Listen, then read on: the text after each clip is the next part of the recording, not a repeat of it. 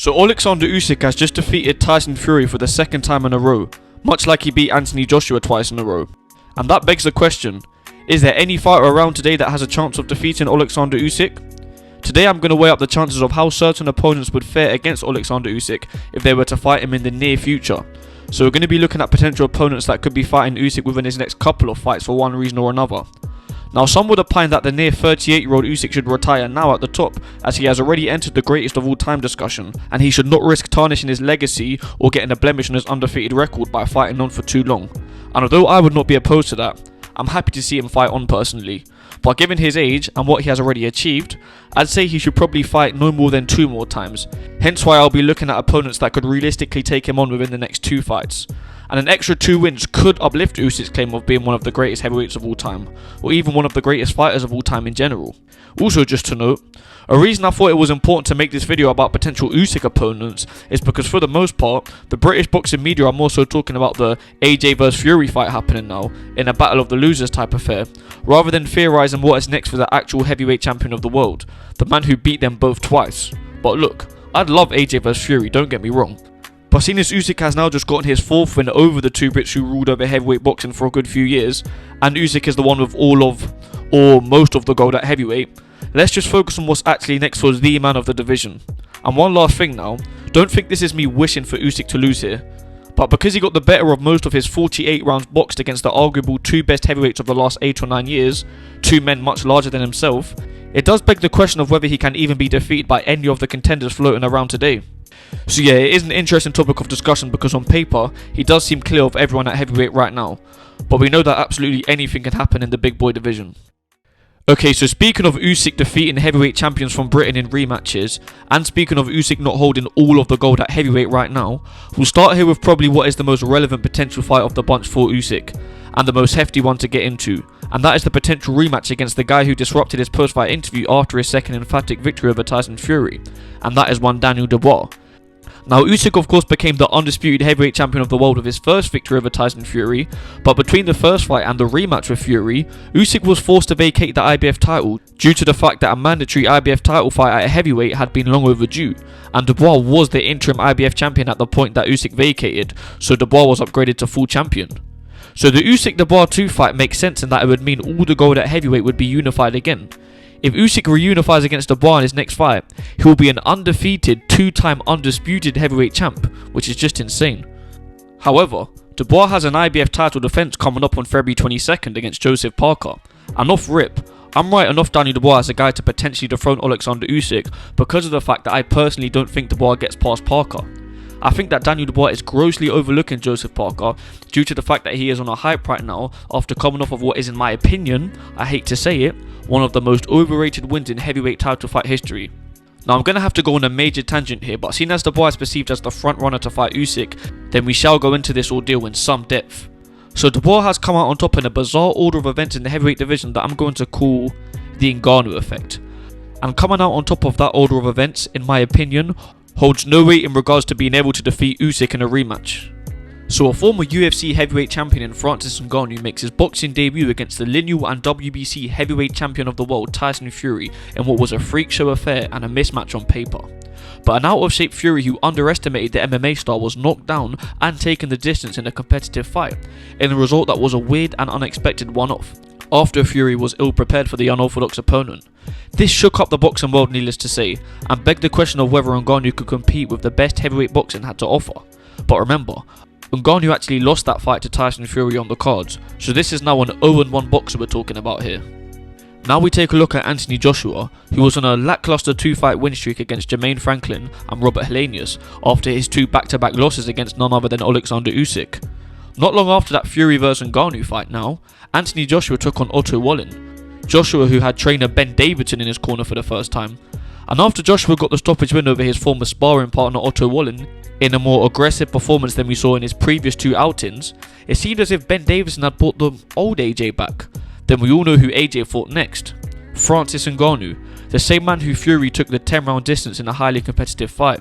And boom, what do you know, AJ put Ngannou down with 3 heavy knockdowns to gain the round 2 knockout victory. Wow, AJ is really back, huh? Ben Davidson has got AJ's killer instinct back. Could AJ be the second best heavyweight in the world right now behind Oleksandr Usyk after that result? But at the end of the day, he knocked out a guy with an 0-1 record who mainly gave Fury a tough fight due to Fury being ill prepared, but most importantly due to the unknown element, as there was no footage of Ngannou boxing for Fury and his team to study, but there was for AJ and his team subsequently, and AJ had of course learnt a second-hand lesson not to underestimate the guy. So let's take a look at Dubois now. After he lost to Usyk, he beat Jarrell Miller in a fun scrap in which he was taking shots in order to give shots a lot of the time, and he got the better of things in there for the most part for the late stoppage win.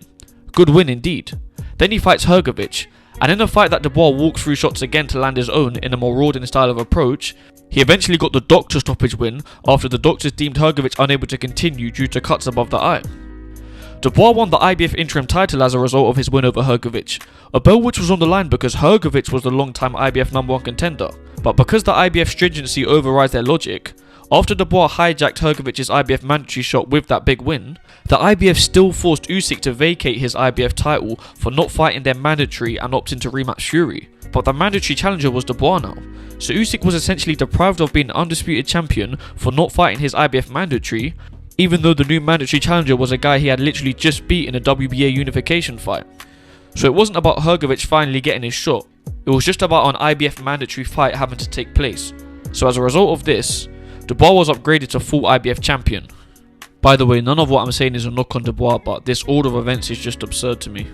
So that brings us to Dubois vs AJ now, the big IBF World Heavyweight title fight in Wembley Stadium. A fight that, to be totally pragmatic, shouldn't have been a world title fight, and was between two men who had lost to the guy that should be undisputed champion, but was deprived of the honour due to politics. Coming into that fight, AJ was a massive betting favourite. You know, the AJ who was back to his aggressive ways thanks to the guidance of Ben Davidson. Most people thought he'd be too good for Dubois and that he'd knock Dubois out. But when the fight would commence, the complete opposite would happen. Dubois would batter AJ around the ring from the first round until he ultimately stopped him in the fifth. Wow, Dubois had done it. Emphatic world title fight victory in Wembley Stadium against the great Anthony Joshua. Major upset victory and a fight that proves Dubois could hang with the best of them. He maybe even has a chance against the winner of Usyk Fury too. But after the fight, the same Ben Davidson who got tons of credit for supposedly bringing back a more aggressive side of Anthony Joshua was now being lambasted by boxing fans for seemingly having AJ fight with his hands down, backing straight up, loading up on punches irresponsibly, and a bunch of other technical flaws displayed by AJ that Ben Davidson took the blame for.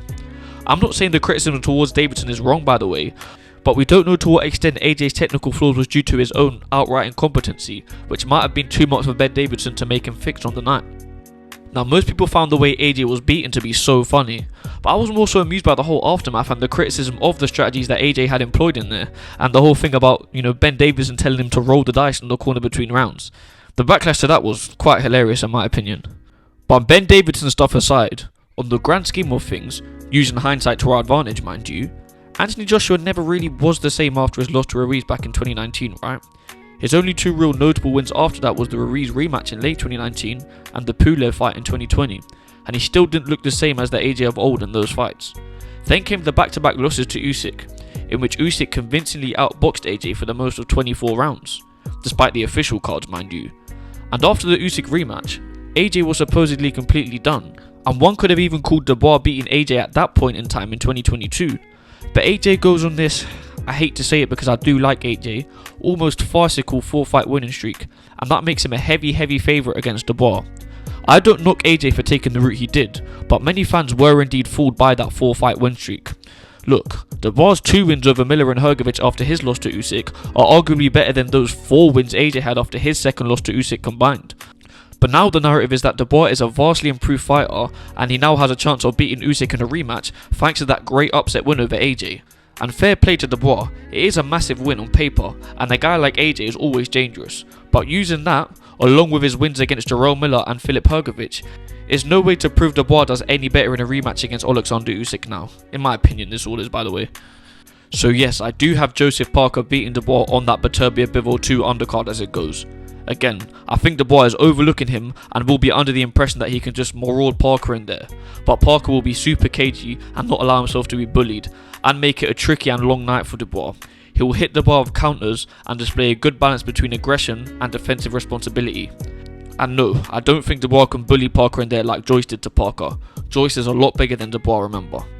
But But I can't rubbish off Dubois' chances against Usyk in a rematch just by saying he's on a little hype right now and he probably loses to Parker. So let's say he does beat Parker, yeah? What chance does he then have against Usyk? Well, the way in which he beats Parker will determine his chances of beating Usyk. But for the sake of my hypothetical prediction for Usyk Dubois 2, let's say Parker can't handle Dubois' pressure and Dubois just beats him up and knocks him out, yeah? So the best way to predict a Dubois-Usyk rematch is by looking at the first fight, yeah? A fight in which Usyk handily outboxed Dubois pretty much from start to finish, despite Dubois' spell of success in round 4, the round before the low blow incident. Usyk was jabbing him at will and was finding a home with a straight left hand all night as well, and Usyk's accuracy and timing of those straight punches to Dubois' face ultimately made Dubois quit in the 9th round. Now why would it be any different the second time round? It's not like Dubois has improved since the Usyk fight in that he became some super aggressive marauder that takes shots to give shots. That's how he was in the first place, but Usyk forced Dubois to think in there. Dubois didn't want to go too gung-ho on the great technical counterpuncher, and he was overwhelmed by Usyk's superior skill set and was made to overthink in there and fight in a way that he didn't seem too comfortable doing. Beating up Miller, Hrgovic and AJ wouldn't change his approach in the Usyk fight too much in my opinion.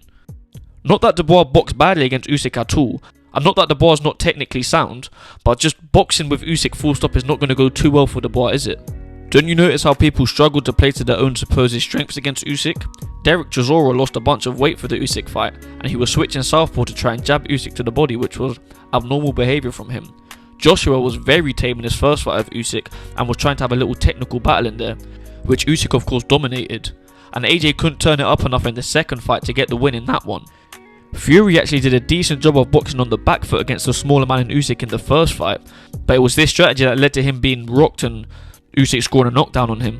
But then he gained all this weight for the rematch as if he was going to bully Usyk in there. But Fury arguably fought quite tame himself in the rematch and seemed strategically indecisive by the end of it. And yeah, that's another thing. Usyk has more rematch experience than Dubois does. And if AJ and Fury can't make the adjustments to beat Usyk in the rematch, do we really think Dubois can now?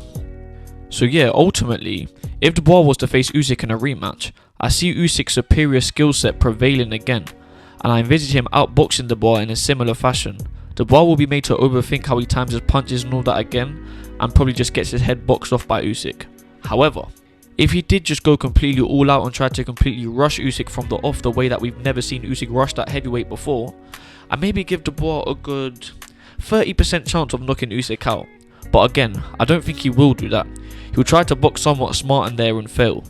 But to me, completely rushing Usyk is worth the risk for Dubois, worth the risk of gassing out and or getting stopped by an accumulation of counter punches. Because the way I see it, he can't box with him over 12 rounds either way. In saying all that though, right now I'd still have to tip Dubois to beat Usyk over a lot of other guys in the division. So like, even though I think Parker beats Dubois, styles make fights, so I'd probably give Dubois a much better chance against Usyk than I do Parker. Alright, to finally move on from the potential Dubois rematch, there's another one I want to get out of the way, and this entry applies to a multitude of fighters in one. And this is a matchup with any fighter from a lower weight class. Now let me establish from the off, I would pick Usyk to beat any of these guys.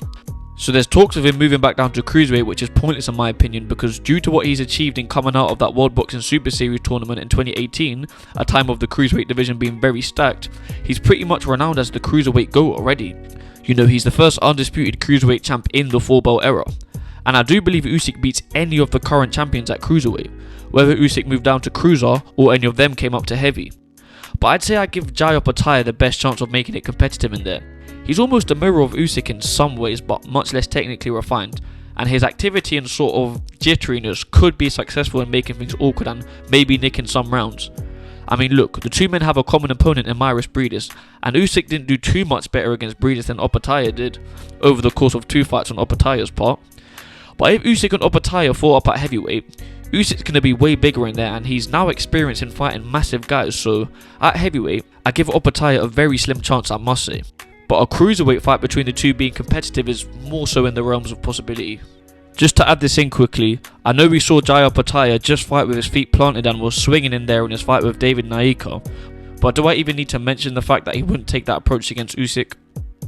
Now the reason there are light heavyweights in the mix here is because Turki Al-Sheikh in the past, I believe prior to Bivol's fight against Malik Zinad back in June, expressed a desire for a super fight between Bivol and Opetaia at cruiserweight, although that's rather absurd due to the 25-pound gap between light heavy and cruiser.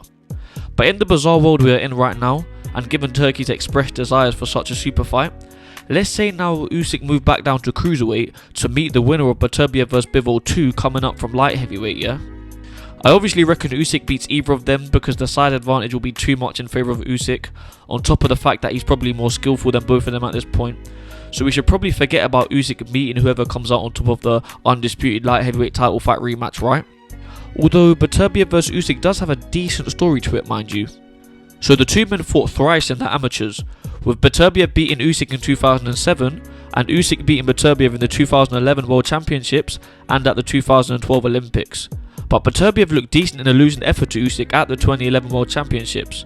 And as for their 2012 Olympic bout, well, this was a highly competitive fight and you can very much make the case for Beterbiev winning that one in my opinion. But the fact of the matter is, that was over 12 years ago now. And Beterbiev has campaigned as a light heavyweight for his entire pro career since, and Usyk has fought at cruiserweight and heavyweight. And Beterbiev's body has been battered down a bit. So Usyk would more than likely defeat Beterbiev in dominant fashion in a cruiserweight meeting. However, if I had to choose any light heavyweight to fight Usyk, it would definitely be Beterbiev. And I'd almost prefer Beterbiev to fight Usyk than any other current cruiserweight to go up against Usyk as well, to be honest. Apart from Jaya Pataya, probably. I'm not making a case for Usyk vs Beterbiev at all, but it is in the realms of possibility as it has been discussed in the past, and it wouldn't be the worst possible opponent for Usyk. Now let's not forget before we move on from the lower weight class discussion, Usyk is a 2-weight world champion, and regaining gold down at cruiserweight would not change that fact. But since Usyk moved up to heavyweight a few years ago, there is a new division on the block in the bridgerweight division. I have expressed in the past that I'm not too pleased with the existence of that division, but it's an easy way to become a 3-weight world champ for the Ukrainian. And the man who Oleksandr Usyk overtook as the cruiserweight GOAT in Evander Holyfield won the cruiserweight world title when the division was fairly new. And since he moved up to heavyweight in 1988, Holyfield was of course widely regarded as the best cruiserweight of all time for the next 20 years, until Usyk became the undisputed champ of the division in 2018. So Usyk now could leave the same mark at bridgerweight that Holyfield did at cruiserweight, becoming the GOAT of that new division below heavyweight early in its existence, and staying so for decades to come. Look, Usyk will possibly have to even lose some muscle to move all the way back down to the 200-pound cruiserweight limit, as he's grown into a full-fledged heavyweight now. But the bridgerweight limit is 224 pounds. Usyk weighed just under this for his first fight with Tyson Fury, and just over it for the second fight. So bridgerweight seems like an easy route for Usyk, but to stay on topic of this video, does any current bridgerweight have any chance of defeating Oleksandr Usyk? Well, the answer is a profound no. So yes, it's an easy chance to become a 3-weight world champion for Oleksandr Usyk. Bridgerweight is only recognised by the WBC and WBA respectively, just 2 of the 4 major governing bodies. The current WBC champion is Kevin Lerena, who previously lost to Daniel Dubois and is coming off of a competitive heavyweight loss to Justice Hughie, and the current WBA champion is Muslim Gadza Magomedov, who is only 5-0 as a pro. Now there are not many notable names currently campaigning in the bridgerweight division whatsoever, but the most notable names amongst the rankings is Badou Jack, who's still a cruiserweight champ funnily enough. And yeah, for many reasons I'd give Badou Jack little to no chance of defeating Oleksandr Usyk. So yeah, to sum that up, I basically give no light heavyweight, cruiserweight or bridgerweight any chance of defeating Usyk, but the Beterbiev fight and Opataya fights are the only ones of any remote interest, mainly the latter. Okay, so before I get into exclusively realistic contenders for Oleksandr Usyk, let me pull out a little wild card, so to speak. That being the bronze bomber Deontay Wilder. Now, with how competitive the heavyweight division has become as a result of Riyadh season, and given the fact that the 39-year-old Deontay Wilder is coming off of back-to-back losses, a dominant 12-round decision loss to Joseph Parker and a brutal knockout loss to Zhilei Zhang, does Wilder deserve the chance to take on the best heavyweight in the world for the undisputed or unified titles? Most certainly not. But I'll explain later why this Usyk vs Wilder fight could possibly make sense within Usyk's next 2 fights. But let's stick to the topic at hand first and foremost, and rate Wilder's chances of actually defeating Oleksandr Usyk. So Deontay Wilder is of course known for having never before seen power in his right hand.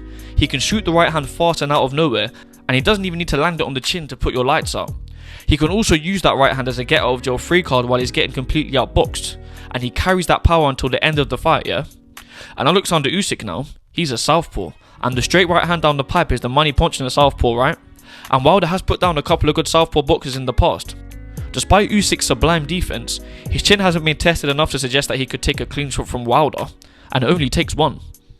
Now everything I just said is exactly how you'd sell an Usyk-Wilder fight as a promoter, to sell the fact that the would-be heavy underdog Deontay Wilder has any chance of winning, to make the fight seem worth watching for the fans. But we know it doesn't really work like that. And one might even argue that everything I just said would have been accurate about 5 years ago, and that Wilder might have had a decent chance back then despite Usyk being the far superior boxer. But even then, the Wilder of 5 years ago had already been taken the distance by Fury, a man who Usyk has beaten twice now. Plus Usyk has dealt with orthodox guys throwing right hands at him all his career, or even just trying to set up the right hand on Usyk, and Usyk's superior foot speed and angles has discouraged guys from even loading up on the right hand for the most part. So yeah, you can even make a case that a prime Deontay Wilder's chance of even touching Usyk with a right hand is slim to none. Because Wilder surely ain't got the footwork to even be in front of Usyk to throw a right hand if Usyk doesn't want him to be. The heavyweights Wilder has knocked out are not even close to being as technically sound as Usyk. And now you look at the Wilder of recent, he does seem to be completely shot now, doesn't he? Look at the Parker fight. Yeah, Parker is a good boxer, but not quite on the level of Usyk in terms of being technically sound enough to discourage heavyweights from actually throwing shots at him. And over 12 rounds, Wilder barely went through it with that right hand against Parker, just couldn't set it up. And then you look at the Zhang fight, his most recent fight. Going by that landing the right hand on the southpaw thing, well, Zhang is a southpaw much like Usyk, but a static and immobile 280 plus pound southpaw who stands right in front of you a lot of the time, so he should be relatively easy to hit in theory. But in that fight now, Wilder was just tame and barely let the right hand go on a Zhang that did stand in front of him for the most part. Wilder threw some right hands in that fight, but they looked hopeless more often than not. So if he can't land the right on Zhang, how will he be able to land it on Usyk? And his only two real committed right hands got countered with right hooks from the southpaw Zhang, the second of which led to his ultimate demise in the 5th round. So why talk about Wilder that much if he has no chance on paper? Well, he doesn't have no chance. There's always a puncher's chance in heavyweight boxing, and Wilder is the epitome of that. And the thing that gave me the inkling to even mention Wilder's name was a couple of right hands that Fury landed on Usyk in the first few rounds of their recent second fight that just stumbled Usyk back a little bit. And I don't know why, but I just thought, imagine if that was Wilder. Usyk would be asleep. And I started to have a feeling for a brief period that Wilder has more of a chance against Oleksandr Usyk than Fury and AJ ever did. But objectively, when looking into everything, we know that's not the case. But I still just have a weird vision in my head of Wilder knocking Usyk out, and I can't help it. Like, of course, Usyk wouldn't walk straight in on Wilder the way he became somewhat accustomed to doing against Fury across their 2 fights and all that. But yeah, in terms of Wilder's chances, I shall note before I move on that the Zhang fight alone can't be used to say that he has a 0% chance of beating Usyk, because boxing math don't work like that. Like, over the course of 12 rounds, there is a chance of Usyk getting caught with a right hand once, which is all it takes with Wilder. After I go on to speak about more realistic contenders now, again, I will reveal why I've gone into this much detail about an Usyk-Wilder fight later on. But yeah, now let's move on to a guy literally half the age of Deontay Wilder, so pretty much half the age of Usyk as well for that matter, and that being the just turned 20-year-old Moses Itauma, who just knocked out Demsey McKean in round 1 on the Usyk Fury 2 undercard. Moses Itauma is one of those guys that is knocking people out left, right and centre, but it's not just because he's some puncher. He is in fact very technically sound and can really box in there, and his strength and power just complements that. However, this has been seen against limited opposition, or definitely limited compared to Usyk. However, when it comes to Moses Itauma's last 2 victims, in Marius Wack and Demsey McKean, Itauma made handier work of those guys than some well-regarded fighters have. McKean reached the 12th round against Filip Pergovic, and of course Itauma just knocked him out in the first, and Marius Wack, who Itauma knocked out in round 2, has gone the distance with Vladimir Klitschko and Dillian Whyte. But of course, knocking out these big ploddy guys still does nothing for being able to hang in there with Usyk. But considering the type of boxer Itauma is from what we've seen, I do give him a decent chance of hanging in there with Usyk, even at this early stage of his career. He's a fellow southpaw which could create more opportunities for him than Usyk's other heavyweight foes have had, and he's got a really nice jab, and I do think he could jab with Usyk for several rounds in there. But right now, Usyk would of course beat Itauma in all likelihood. I do see it being a competitive affair for a while, but Itauma is untested down the stretch, and Usyk will start to get the better of everything as the fight goes on. So why bother mentioning Itauma then? I'm looking at guys who could fight Usyk within 2 fights. Itauma can't just be 1 fight away from an Usyk fight, can he? Well look, we all know Itauma is eager to win gold as soon as possible, yeah? So people have theorised about him possibly getting hold of a vacated belt within the next year and a half or something, because he can't just go and fight Usyk, can he? But if he really wants to roll the dice, so to speak, early on and take a massive chance against the number 1 guy, then I don't see why not. Especially if Usyk fights the winner of Dubois Parker in his next fight and becomes undisputed again, there'll only be 1 champion for Itauma to fight. So the way to go about that would be to give Itauma a big step up in his very next fight, against a fellow British heavyweight star on a path to greatness in a sort of crossroads fight. A Fabio Wardley perhaps, or a Lawrence Okoli. The route Itauma goes down in terms of the governing body wouldn't matter if Usyk had all the gold. Now Fabio Wardley is well represented across all of the governing body's rankings, just turned WBA #1 contender in fact. And a Wardley fight might be a step too soon for Itauma, but not as much as Usyk is. Woodley is a dynamic, quick and powerful heavyweight, and if Itauma got through him, that would be a great test to rush Itauma into the Usyk fight. If he beat Woodley convincingly, the chances of him hanging in there with Usyk would shoot up significantly in my opinion. Now as for Okolie, I reckon Itauma would beat him quite easily. He used to beat him up in sparring back when he was just a school kid and Okolie was having world title fights, and I reckon Itauma just finds a home for his left hand quite easily on Okolie. So a win over Okolie, even a dominant one, doesn't prove much in terms of hanging in there with Usyk. But the reason I bring up Okolie is because he is ranked number 4 in the WBC heavyweight rankings thanks to his success at Bridgerweight. So beating Okolie could earn you the chance of fighting Usyk. Usyk, who is of course the current WBC heavyweight champ. So my ultimate point in bringing up a Woodley fight on one hand and an Okolie fight on the other is that rankings wise, Itauma could be one fight away from a Usyk fight, but the type of test he is up against within that one single contender's fight would be the determining factor of his chances against Usyk. But yeah, right now, regardless of a contender's fight, I'd say it's a competitive fight, but Usyk wins clearly. Like Itauma would be catching him with jabs to the body and stuff early and maybe even nicking a couple rounds in there. But going into the second half of the fight, the much more experienced and battle-tested Usyk would just start beating him to every punch as far as I see it. But speaking of rankings, I'm going to end on another joint entry, and that is potential mandatory or unification fights for Usyk. That being Joseph Parker, the next challenger for the IBF title that Usyk was stripped of, Kubrat Pulev, the WBA regular champion, Martin Bakole, the top-ranked IBF contender who is due for an IBF eliminator against FA at Jagbar, and I'll include Bakole as the potential Usyk opponent as I reckon he gets past the Jagbar, and finally both Zhile Zhang and Ajit Caballero who are scheduled to fight each other for the WBC interim title. So we'll get the least relevant of the bunch out of the way first, the least desirable for the fans, and that's the Kubrat Pulev fight. I doubt the WBA actually enforced this, because for all of the time that Manuel Charr had a hold of the WBA regular heavyweight title, they never enforced a unification for him. Charr, who Pulev just beat for the title. But let's say the WBA decided to be weird and enforce Oleksandr Usyk versus the 43-year-old Kubrat Pulev. Well, funnily enough, Pulev wouldn't be Usyk's easiest opponent out of everyone I'm mentioning today, in my opinion. But yeah, Usyk would rightfully be an extremely heavy favourite in that one, and should be able to tee off on Pulev to get a TKO win. Pulev would be awkward and tough enough to last long in there, but he'd probably get tired towards the end. But yeah, definite win for Usyk.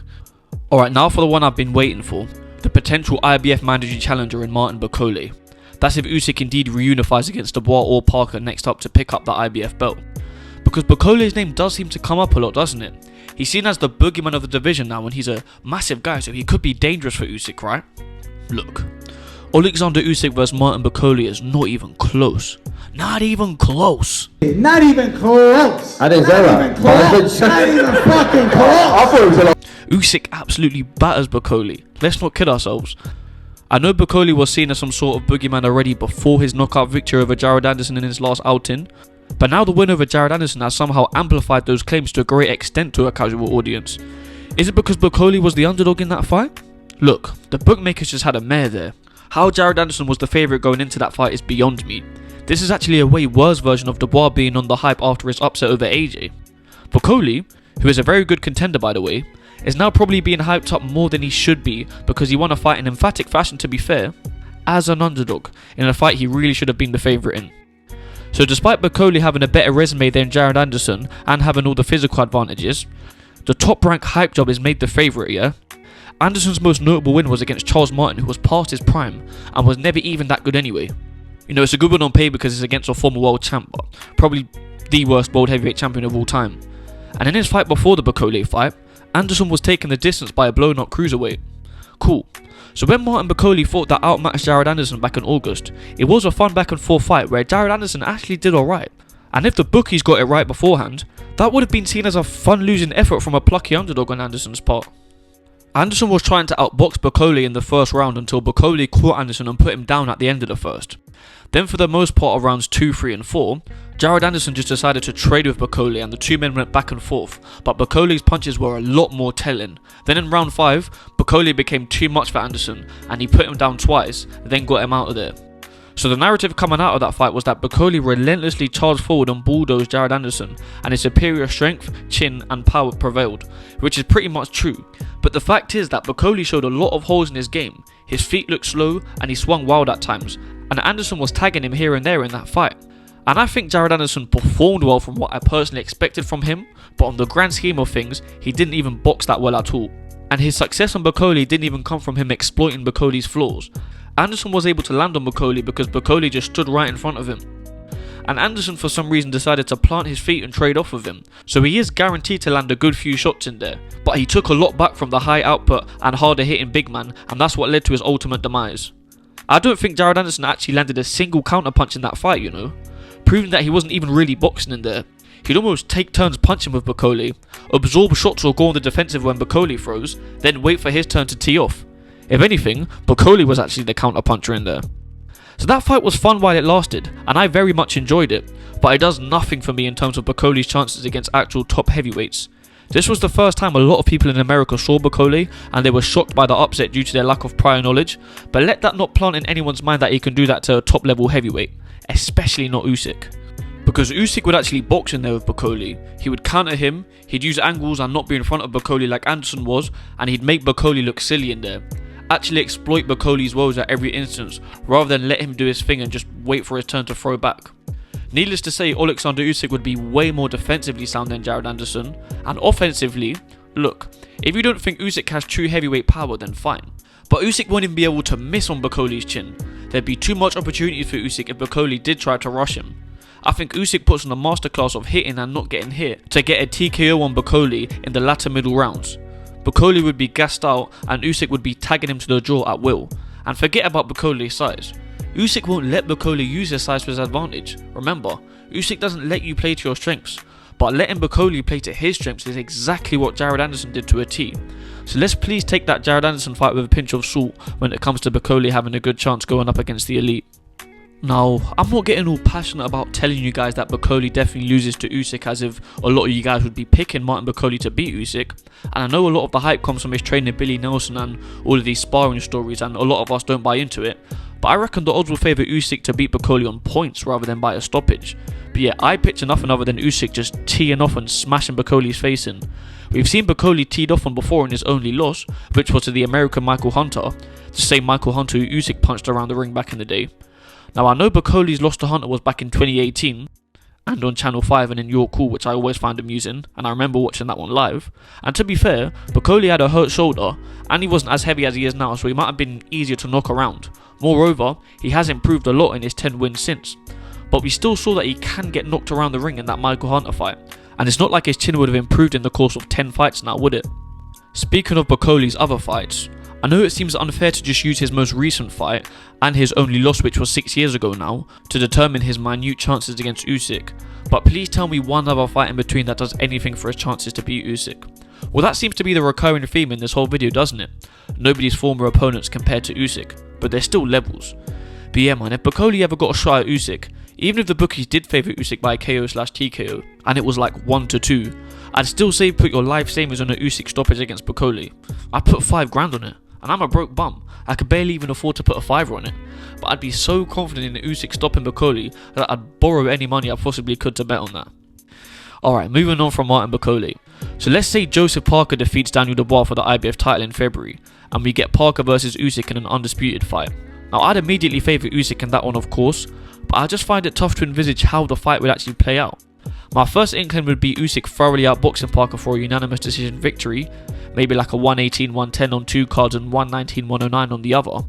I'd like to just move on from Parker because again, none of his wins really does anything for beating Usyk, and if I go into common opponents and all that, it just puts everything way more in Usyk's favour. But I can't brush past Parker like that after going off that much about Martin Bakole, so let's unpack what little chances Parker has against Usyk and go further in on the ever-objective Usyk glaze, so to speak. So common opponents now. Derek Chisora firstly. Usyk beat him more convincingly than Parker did across 2 fights on Parker's part, bar the knockdowns. Anthony Joshua, Usyk beat him twice and Parker lost to him. And now if you go off of a couple of other things on Parker's record, yeah, Usyk is a former cruiserweight, so Parker has a size advantage in theory, but Joseph Parker couldn't do much damage on the 213-pound Jack Massey back in 2023, an actual campaigning cruiserweight. Then you look to Parker's last fight, a win over Zhilei Zhang. Zhang, who only compares to Usyk and I, is a southpaw, as we discussed while talking about Deontay Wilder earlier in the video. And although Parker outboxed the slow and ploddy Zhang for a majority decision win on the cards, Zhang still managed to knock Parker down twice in that fight, proving Usyk, with his superior accuracy and timing to Zhang, will more than likely be able to find a home of power punches on Joseph Parker. However, to bring this one full circle, I'm discussing a Parker vs Usyk fight on the basis that Parker defeats Daniel Dubois, and if he does, that will be 3 huge wins in a row for Joseph Parker over Deontay Wilder, Zhilei Zhang and Daniel Dubois. And being that Parker is only in his early 30s still, which isn't that old for a heavyweight, there is a chance that he is improving fight by fight now on this great career resurgence. So depending on how he beats Daniel Dubois, his chances against Usyk can go up on paper, but more on that later. Okay, now for the 2 guys fighting for the WBC interim strap, Ajit Caballero and Zhilei Zhang. Let's look at Zhang first, because I reckon he ain't got much of a chance at all aside from his power, but the power could be a big factor. I don't want to rubbish off Zhang too tough, but Usyk is just way too quick for him, man. I see nothing other than a decision win for Usyk in that one. Maybe Zhang catches him once or twice to create a hairy moment for Usyk, because although Zhang will struggle to set up any punches at all on Usyk, we know Zhang doesn't need to hit you too flush to do any damage. But Usyk does have good heart and recovery skills, which you saw in the AJ rematch. So yeah, if Zhang does catch Usyk with a good single shot, and it will likely only be a single, Usyk will probably continue to outbox him. So yeah, Usyk points against Zhang. But again, if Zhang gets through Caballero in very impressive fashion, it could increase his chances a bit. Now for the undefeated German Ajit Caballero. We all know what the interesting story of this fight is. Usyk don't like it to the body now, does he? And Caballero is coming off of back-to-back stoppage victories that came as a result of body shots, which is unheard of at heavyweight. And both wins were against undefeated beasts in fights that Caballero was the underdog in. So could Caballero come in as the underdog against Usyk and take his over punishing body onslaught if he indeed gets past Zhang? Gun to my head, I'd say no. But on the surface, I'm kinda tempted to say that this Caballero with the body shots thing is the best chance there is of Usyk getting beat within his next 2 fights. You know, if Usyk doesn't fight on too long and lose as a result of being washed up. Now when we look into it, we're again getting into the thing of a guy's previous opponents not being comparable to Oleksandr Usyk in the slightest, so we have to tread carefully in terms of getting hyped off of tape watching, thinking Caballero can do what he did against Arslanbek Makhmudov and Frank Sanchez to Oleksandr Usyk, especially Makhmudov, because he's lost again since that Caballero fight just a year ago and has proved to be not that great a boxer, to be frank. Defensively irresponsible all round, not just to the body. But the way Caballero started to hone in on Makhmudov's body in the 3rd round when the fight opened up was nice, man. And after that left to the body towards the end of the 3rd that had Makhmudov wincing, Caballero just started bullying him to the body with hooks and straights. He was just relentless with it until ultimately stopping Makhmudov in the 4th, when the 3rd knockdown of the round brought the Russian's night to a close. Then we take a look at the Frank Sanchez fight on the Usyk Fury 1 undercard now, Caballero's last fight to date, and his 2nd consecutive body shot stoppage win. Look, Sanchez is a guy who can box in there, you know, a pedigreed Cuban amateur champ and all that. But the way he fought in this fight is the reason why this fight has to be taken with a pinch of salt in regards to Caballero's potential chances of finding a home with body shots against Oleksandr Usyk. Now the issue here was Sanchez's propensity to stay with his back to the ropes in that fight, perhaps due to some type of knee injury. But best believe Usyk ain't getting backed up to the ropes in such a fashion either way. So Caballero started the body investment with some nice straight punches in the 1st. Then in the 2nd he started to back Sanchez up to the ropes with big power shots, some crunching body hooks in there. Similar stuff with consistent pressure from Caballero in rounds 3 and 4 as well, but Sanchez was somewhat competitive in there. And the 5th round, again, I hate to take anything away from Caballero's performance here, but it looks like Sanchez's knee could have been bothering him quite a bit, but still good work from Caballero nonetheless. Then in the last minute of the 6th round, Caballero really started to make Sanchez wince with the body shots. They were cooking him here. Then round 7 is when the investment ultimately paid off and Caballero got the stoppage win behind 2 body shot knockdowns. But yeah, Caballero fans, don't sell yourself a dream here, because just look at the instances in which he backed Sanchez up to the ropes to get to work to the body. Now think about Usyk's elite foot speed. You can picture Usyk just circling off into the middle of the ring, not letting his back go anywhere near the ropes. And Caballero would have to go chasing to no avail. Wouldn't get time to just load up on the body hooks while backing Usyk up. No way. That's not to say Caballero can't land body shots in the middle of the ring, but I'm just pointing out again that everything is a different story against Usyk. Now on the Usyk side of things, in regards to receiving body shots, Anthony Joshua and Tyson Fury both had to be very quick to get body shot combinations off on Usyk in the middle of the ring, thanks to Usyk's defense and threat of a counter possibility. So Caballero won't have too much to work with. and we'll have to see him be quicker with it than we've seen him have to be in his other fights. But it is a possibility that Caballero can have success to the body. Yes, it's on the cards. It is possible that Caballero manages to catch Usyk with punishing enough body shots in the midst of exchanges in the middle of the ring to really wear Usyk down and have him in trouble. And don't get me wrong, it doesn't have to be in the middle of the ring where Caballero gets to work on Usyk's midriff.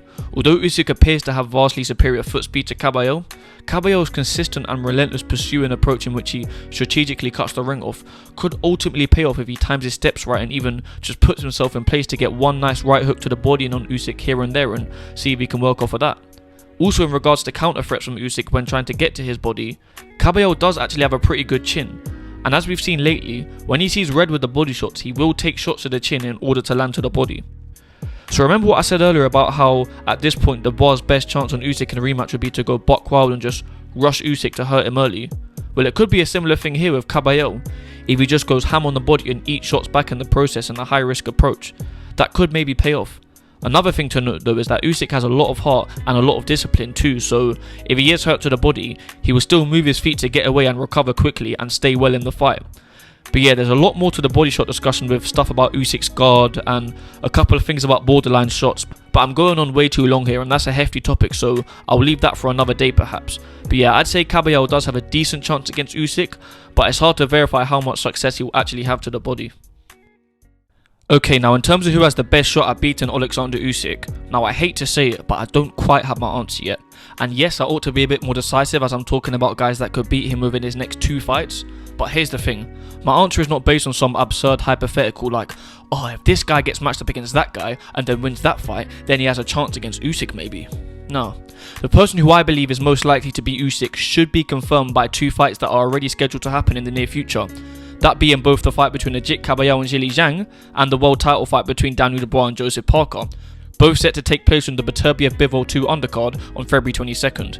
And Usyk likely wouldn't even have a confirmed opponent by the time those 2 fights happen, so it's highly likely that one of the 4 heavyweights fighting on that night will go on to be Usyk's very next opponent. So even though I spent a lot of time writing off Daniel Dubois in terms of his chances to beat Usyk in a rematch earlier in the video, I did say that how he beats Joseph Parker could change his chances against Usyk. Now if Dubois defends his IBF belt by going in there and smashing Parker up completely and Parker has nothing to offer him in there, that will amplify the hype on Dubois greatly, and a lot of folks, especially here in England, will be backing him to become undisputed champ by beating Usyk in a rematch. To me though, assuming Usyk Dubois 2 would be somewhat of a continuation of Usyk Dubois 1, a performance like that over Parker wouldn't do much for me personally. Now on the other hand, let's say Parker, being the good boxer he is really on his game against Dubois. He's defensively sound, he's cagey, looking to counter Dubois and just making it tricky all round and not letting Dubois bully him, and Dubois is struggling to find success early on, but as the fight goes on, Dubois starts to figure Parker out a bit and make the necessary adjustments to get to work with power shots and take over in the fight, then go on to stop Parker in the second half of the fight. For me, that would be the type of performance Dubois would have to have in defeating Joseph Parker to prove he could have what it takes to beat Usyk in a rematch. If Dubois won in that fashion, I might even say regardless of how the Caballero-Zhang fight goes, I'd tip Dubois as the fighter most likely to beat Oleksandr Usyk, because it's not about the dominance of the performance sometimes, but the test you have to overcome. And when Dubois fought AJ, he didn't overcome too much of a test in all honesty. Dubois' win over AJ was a great win, but again, proves nothing in regards to fighting Usyk in my humbled opinion. But yeah, everything I just said about Dubois beating Parker in a type of way is all hypothetical, and ultimately, I don't even see Dubois beating Parker, hence why I don't have Dubois as a front runner to beat Usyk right now. Okay, it's getting tricky now because when we take a look at Joseph Parker now on the flip side, what can Parker really do to Dubois that would prove anything in regards to beating Usyk? I can't really picture in my head how that would work out, so let's not waste our time on another hypothetical. And we'll just say that if Parker has a great dominant performance against Dubois, that it increases his chances against Usyk on paper, because that would be 3 massive wins in a row for the New Zealander. Then for the Zhang Caballero fight, it's a similar thing.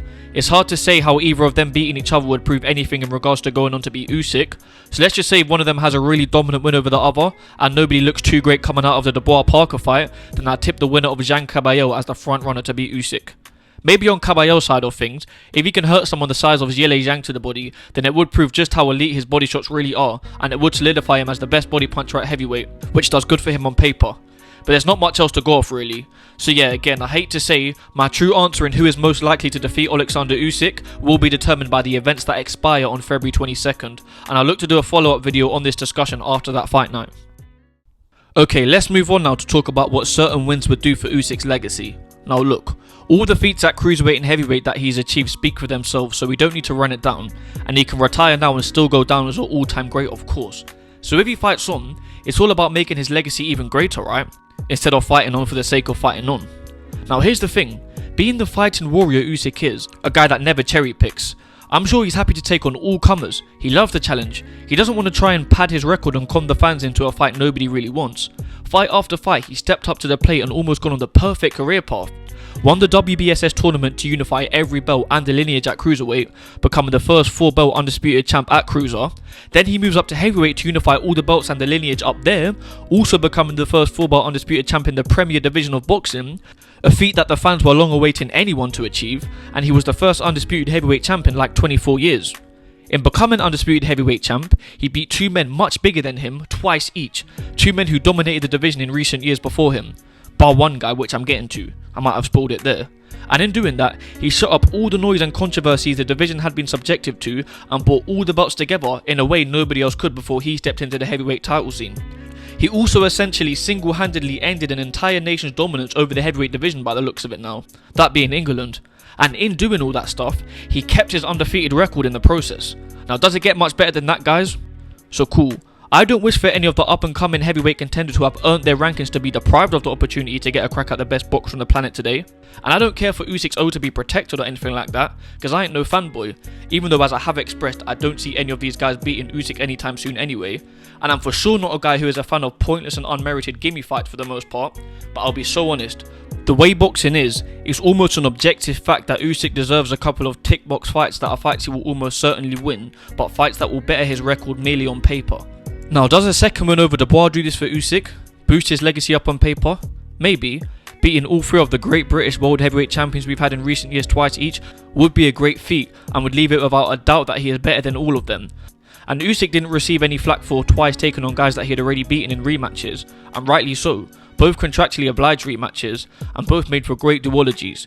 But other than Dubois being the current IBF champion, giving Usyk the chance to be a 2-time undisputed heavyweight champ, I don't think he needs another win over Dubois, and the talks of too many rematches could creep in after a second win over Dubois, if we're looking at Usyk's heavyweight career in isolation. If Usyk only has 2 fights left, as I've been talking about, I personally don't think there's much room for a Dubois rematch. Now if Parker beats Dubois for the IBF title, then I say there's definitely room for a Usyk vs Parker fight for one of Usyk's last 2 fights in my eyes. Usyk gets to beat someone new in a would-be 2-time world heavyweight champion of his era, and he'd of course become a 2-time undisputed heavyweight champ himself in beating Parker, and a 3-time undisputed champ all round in doing so. As for the bridgerweight thing, whoever Usyk fights down there would be a mismatch, as I said before. But again, because of what Usyk has already achieved, I'd be happy for him to fight once down at Bridger in a gimme fight, just to call himself a free-weight world champ for the sake of it.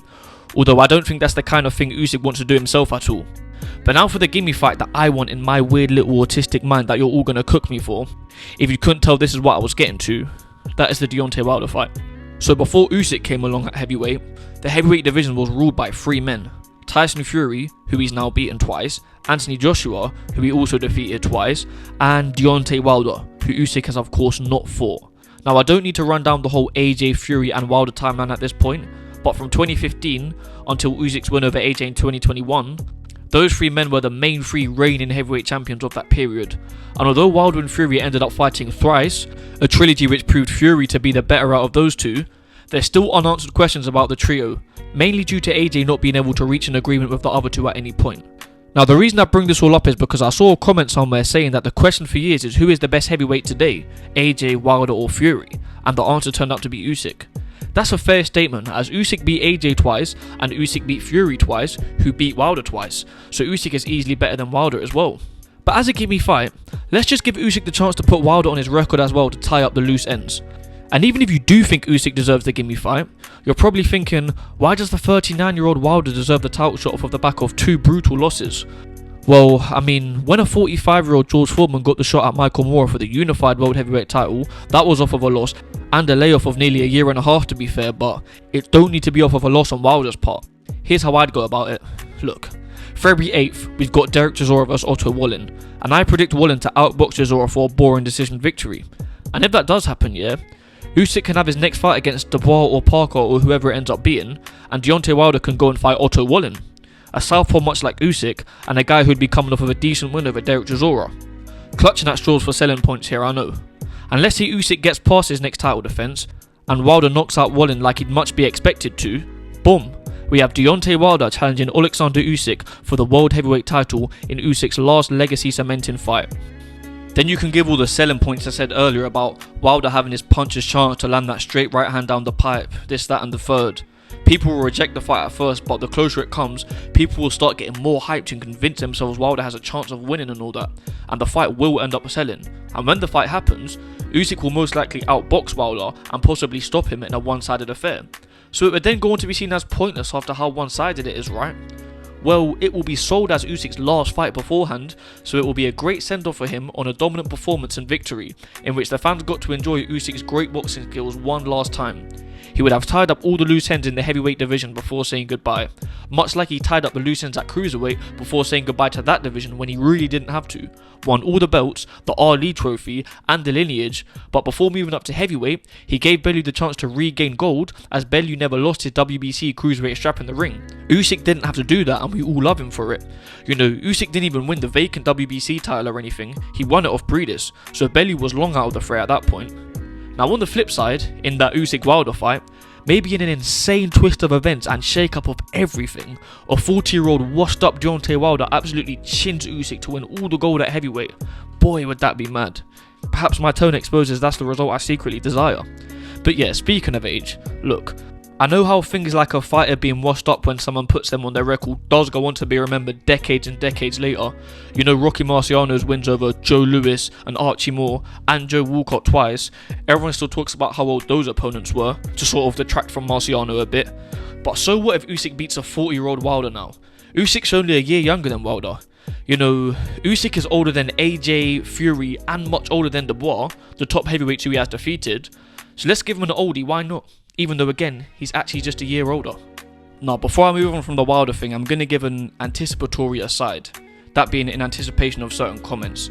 So right, if I haven't made it clear enough, I know this is not the kind of thing Usyk would go for. Like, I know this is a little Hollywood story ending that, you know, I'm coming up with because I'm a little mark from the Western world, and Usyk's this stoic Eastern European guy who's not going to want to do such a thing, which is, you know what I'm saying, that's why we all love him. He's going to want to take on the toughest challenges, he's not going to want to give me fight. But I'm just saying objectively, boxing being a business, he's earned the chance to be able to do that, right?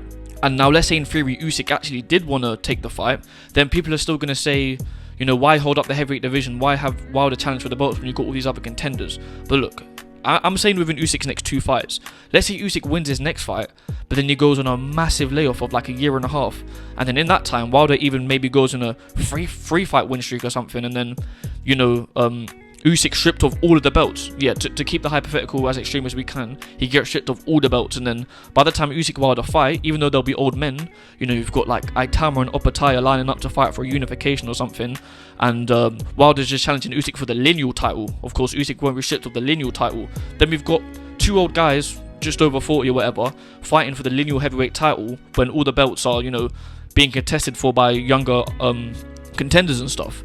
Now, if Usyk and Wilder fight like by late 2025 and they're fighting for the belts, the criticism is totally valid. But if you still have an issue with the Usyk Wilder fight, you know, if they were just fighting for the lineal title and, you know, the belts weren't being hung up by that fight, then that's just a you problem. Alright, this has been a long one, I know. Didn't expect it to be this long, and I didn't expect to glaze Usyk this much in terms of basically saying no one has any chance of beating him. But I wrote this video intrusively like an absolute boxing casual who has severe ADHD, and it's ended up going on this long. That happens sometimes. And yeah, some of you may know that I did a video before about Usyk's record against British fighters in the build up to Usyk Fury 2. So in reaction to Usyk's second victory over Fury, I wanted to do a deep dive into which Brit actually performed the best against Usyk. But this one has gone on way too long, and there's other topical boxing videos which I need to move on to next, so I'll save that one for the further future, but I definitely will do it. But that one will be even longer than this one probably, because I'm really going to delve into all 7 of Usyk's victories over Brits. But yeah, before I go, I know I said that February 22nd will give you my answer on who I think is most likely to be able to beat Usyk, and I will follow up with another video like this based on those results, but I can't just end like that after a video this long. So right now, off of my dome, I'm going to order who I think is most likely to be able to beat Usyk out of people who could realistically fight him within 2 fights. Even though I wrote off FAA Jagbar as I believe he loses to Bakoli in their IBF Eliminator fight, I'll throw him in just in case he wins that. And seeing as Usyk doesn't have a confirmed heavyweight opponent right now, I'll throw all the bridgerweight and cruiserweight champs in as well, as he could decide to move down to fight for gold in one of those weights within his next 2 fights. And if, let's say, he wins cruiserweight gold in his next fight, that could set up a super fight with a light heavyweight champ. So I'll throw in Bivol and Beterbiev too, why not? And you know what, I'll throw in a couple of other top ranked heavyweights in there that I ain't spoke about today, because it's possible for any of them to be a mandatory for any of Usyk's belt after Usyk's next fight. Remember, this is not based on who is most likely to get a fight against Usyk, but who is most likely to be able to beat him out of those who have any remote possibility of getting the fight with him. Alright, here it is. I'll probably get accused of rage bait with how bad this list is. So yeah, I can't lie, it was really tough making this list, and I'm not even going to read the names out. You can pause this and have a little look at it for longer if you want to, but that's really off a whim. And even though I've got Caballero at the top, I'd probably only give him a 40% chance or even less of beating Usyk. And yeah, it's small margins all the way down the list, but this list looks mad delusional, I know. Just to note, I shouldn't need to say this, but I don't agree with trilogies where one guy has lost twice to the other guy. It's too easy a win on paper for the winner of the duology, and the loser of the duology doesn't deserve the opportunity again. So I'm definitely not fussed about Usyk Fury 3, nor AJ Fury 3, hence why I haven't discussed the potential for either of those fights with this whole video. But if I had to slap them on the list, let's say if either of those trilogies were ever made for some reason, I'm not gonna lie, I'd probably have Fury at the top, which just further proves how unbeatable Usyk is, because Usyk just beat Fury twice, so how would anyone else beat him if I was to have Fury at the top? And I definitely have AJ in the top half of the list as well, maybe just between Hrgovic and Wilder. But yeah mate, I don't know. Thanks for making it to this point in the video, and you have been listening to O.M.E. Boxing.